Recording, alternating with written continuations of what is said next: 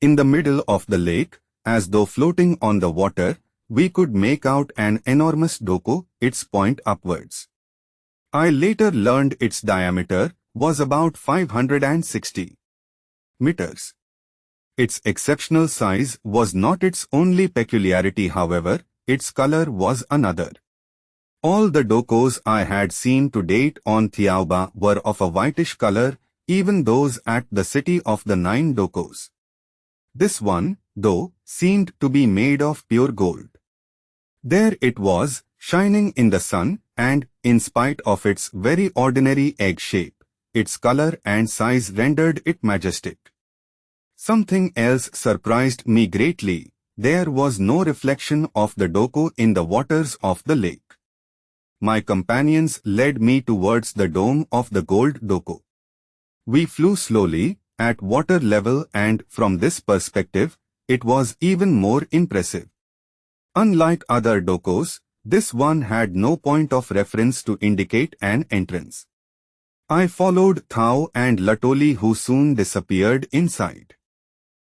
The other two were at my side, each having caught hold of me under an arm so that I wouldn't fall into the water, for, in my surprise, I had let go of my lisholak. I was literally stunned by what I saw. Here is what I discovered inside the doku.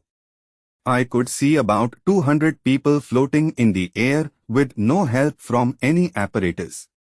The bodies seemed to be asleep or in deep meditation. The one closest to us floated about 6 meters above the water, for inside the doku, there was no floor. The bottom section of the egg was actually in the water. As I have already explained, once inside a doku you can see outside, as though there were nothing between you and the world outside. So, in this case, I had a panoramic view of the lake, the hills and the forest in the background, and near me in the middle of this landscape, floated 200 or so bodies. It was completely astonishing, as you would expect. My companions were watching me in silence, and, unlike other times when my wonder had made them laugh, they remained serious. Looking more closely at the bodies, I began to notice they were generally smaller than my hosts, and some had quite extraordinary and sometimes monstrous forms. What are they doing? Are they meditating? I whispered to Thao, who was at my side. Take your lisholak, Michelle. It's hanging on your arm. I obeyed, and she then answered my questions. They are dead. These are corpses. Dead? Since when? Did they all die together?